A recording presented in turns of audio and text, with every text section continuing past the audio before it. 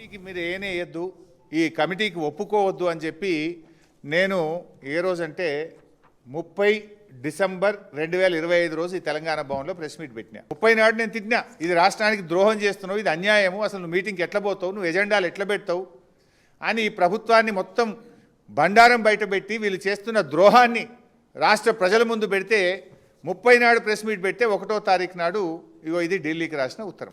Committee అయితే వేసినాము, కానీ ఈ కమిటీ మీటింగ్కు 2 కండిషన్లు, ఈ 2 కండిషన్లు ఒప్పుకుంటేనే మేము ఢిల్లీలో మీటింగ్కి వస్తాము అన్నారు.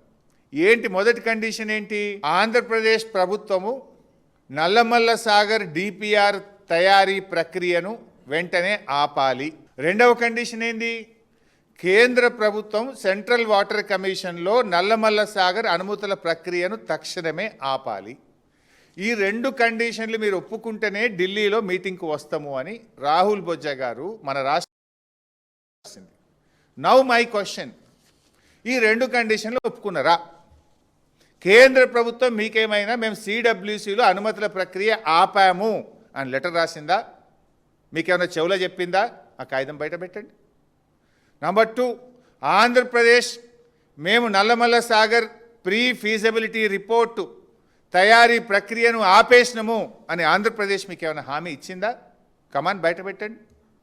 మరి ఈ 2 జరగకుండా ఇలా మీటింగ్కి ఎందుకు పోతున్నారు? ఈ 2 జరగకపోతే మీరు మీటింగ్కి ఎందుకు పోతున్నారు?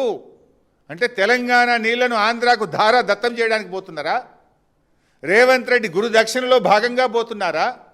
తెలంగాణకు మరణ శాసనం రాయాలనుకుంటున్నారా? ఇది తెలంగాణ తెచ్చిన పార్టీ, తెలంగాణ కోసం పోరాడిన పార్టీ, తెలంగాణ హక్కులకు అన్యాయం జరుగుతుంటే ఒక్క క్షణం కూడా ఊరుకోని పార్టీ. ఊరుకోం. We are the fighters. ఎన్నో త్యాగాల పునాదుల మీద తెలంగాణ తెచ్చినాం. ప్రజలు నీకు అధికారం ఇచ్చింది గోదావరి నీళ్లను ఆంధ్రాకు దారాదత్తం చేయడానికి కాదు మిస్టర్ రేవంత్ రెడ్డి. నాకు ఉత్తమ్ కుమార్ రెడ్డి గారు ఎందుకు మౌనం వహిస్తున్నారో నాకు అర్థమైతలేదు. రేవంత్ రెడ్డికి గురుదక్షిణ ఉండొచ్చు, నువ్వెందుకు మౌనంగా ఉంటున్నావు ఉత్తమ్ కుమార్ రెడ్డి గారు? ఈ ఉత్తరం నీ సెక్రటరీ నువ్వు రాసిందే కదా, నీ అప్రూవల్తోనే ఉత్తరం పోయింది కదా. మరి ఈ ఉత్తరం రాసిన నువ్వు ఎటువంటి హామీ లేకుండా, కేంద్రం నుంచి ఆంధ్రప్రదేశ్ నుంచి హామీ లేకుండా ఎందుకు పరిగెత్తి ఢిల్లీ మీటింగ్లో పాల్గొంటున్నారు?